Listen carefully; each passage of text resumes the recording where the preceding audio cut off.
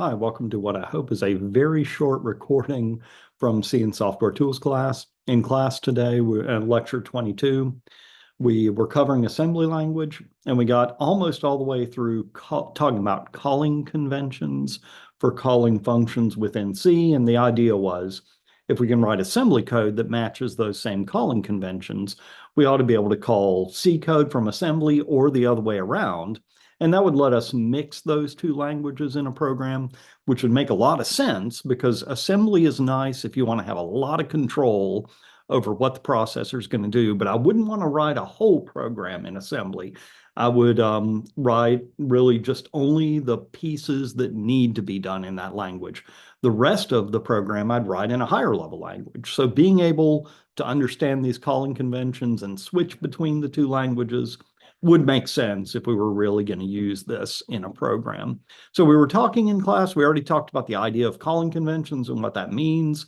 We wrote a tiny little program or function in assembly and showed how we could call that from C. We went the other way around, which is a little bit easier because all this, unless you mark them as static, function names in C are really just labels for the start of a piece of code. And to call something a function in C, we just have to call to that label. We have to jump to the code right after that label. And then when we return, it'll jump back as long as we do this with a call instruction.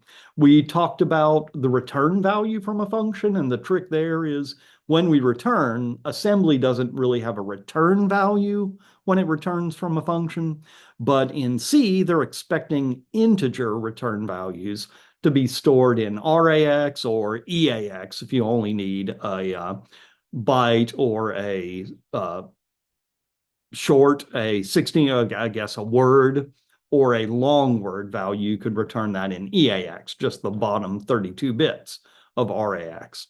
And we covered all this in class. The thing we didn't get to is, well, what if you want to do other stuff from within a function? Well, global variables, if they're defined in assembly or C, they're really just a label for where that variable is stored in memory. And even in C, if you define a couple of global variables like this, I made two global integer variables. In assembly, I can access them by treating the names of those variables as if they're labels. So this move you can think of as starting to copy or asking to copy memory from this label, from this location in memory into EAX. You can see here it's going to copy 4 bytes because I'm asking it to copy into EAX. And there I'm having to remember, oh, you made an integer over here in C, so that's a 4-byte quantity. If you want to copy the whole integer, you better copy 4 bytes in assembly. You better copy a long word amount of storage. An assembly can tell that's what I want to do because I'm copying it into EAX. Here I'm pretending I'm writing a function that just adds these two global variables. So I copy one of them into EAX. I add from the other global variable into EAX, and then that should contain the sum of these two variables. When I return, that sum will show up as the return value because I left the result in EAX. Over here in C, I said pretend a plus b is a function that returns int. So over here in C, when I call this function, it's expecting an integer return value. So we know how to return at least integer or pointer values from C. Just leave them in EAX or RAX if you need the full 64-bit return value. We know how to access global variables. I guess the only other thing we need is how to access parameters.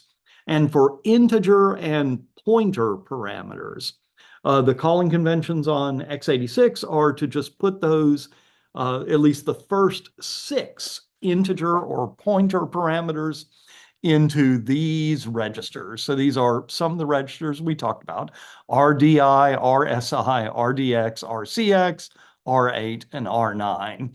And I don't memorize this list. I guess I recognize the first part of it, but this would be something good to write down on your note card if you wanted to use it in an exam. Or if I asked you a question about this, I'd probably remind you of what the order is here. Just like for the return value, If you need to pass a pointer or a 64-bit quantity like a long, you would use the whole register like R8. If you only needed 32 bits, you would use the low part of the register like ESI or R8. I guess it'd be R8 uh, D for the double word part of R8. So if we wanted to write our own function that took like kind of like the previous one that maybe took a couple of integer parameters, added those together and returned the result. Over here in assembly, well, those parameters, if they were ints, they'd be 4-byte quantities. So they would show up, backing up, looking at, looking at this, looking at this, the first two integer parameters are an RDI and RSI. So if these are integer parameters, then we just get them out of the 32-bit part of those registers. So I get the first parameter. If it's an int, it would be an EDI. I copy that to EAX, I add in whatever's in the next parameter, ESI, and then I return. And just like we were doing this with global variables, I left the result in EAX. So if the caller is expecting an integer return value, it'll be right there where they're expecting it. Like we've done with all of our other functions, to be able to call this from C, I need to tell C a prototype for the function. Otherwise, when I try to do this, it'll say, I've never heard of that function. I wrote this function so it expects two integer parameters and returns an int result. So that's what I tell C. There is a function, add numbers, and you can pretend it takes two integer parameters and returns a result. That's really what prototypes have always been doing. They're advertising what the name of a function is, what its parameter types are, and what its return type is going to be. So by using these calling conventions, we can call assembly. We know how to write assembly language functions that we can call from C. We can also go the other way around. We just need to, if we're going to call a C function from assembly, we just need to know what parameters it's expecting and what kind of return type, if any, it returns. Here I wrote a little bit of assembly code that calls some standard library functions. I call putchar 4 times. Putchar just expects a character parameter, but it's really passed as an integer. So, and I'm going to call it 4 times. So each time I call it, I'm going to put the ASCII code for a character in EDI. That's if we rewind a couple of slides, that's where the first integer or pointer parameter is passed. So I just put my parameter there. Remember, you can use ASCII, you can use characters as immediate values, and this $A will evaluate to whatever the ASCII code for A is. I put that in EDI, and then I call the C function putchar. I think it returns an integer value, but I'm not going to use that, so I just ignore it. And then I put a B in EDI, I call it again, that'll print out a B. I do the same thing for C and new line, and this will print out a short little string, ABC, with a new line at the end. I wrote this code as if it's a function itself, so if you wanted to call this from elsewhere in your assembly language code, or from C, you could call this just like any other function. I guess one more example, we can call anything from C, including using dynamic memory allocation. There's a C function, malloc, that allocates as much space as you want. It takes one parameter that's of type size T. That's a 64-bit quantity. So if you wanted, you could ask for huge amounts of memory. So before I call malloc, I put the value 100 in. Here I'm using, well, RDI was the first was the register used for the first integer parameter. So I put 100 in that. Again, I want to pass a 64-bit value here.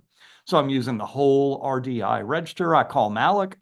And then here's code that I'm trying to simulate here. So I'm pretending I'm writing code that calls malloc, asking for 100 bytes, gets the return value, and then frees that memory immediately.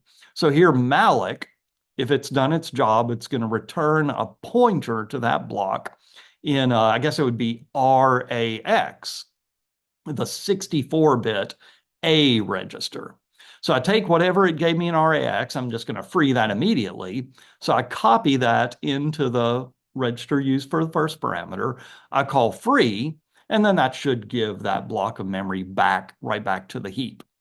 There's some other things we can talk about with using functions, like which registers it's fair to use and which ones you shouldn't use, or which ones you have to be careful about. And we'll talk about that, but let's save that for next time. This should be enough for you to do the next exercise. Thanks for watching this short extra lecture. I'll see you in class next week.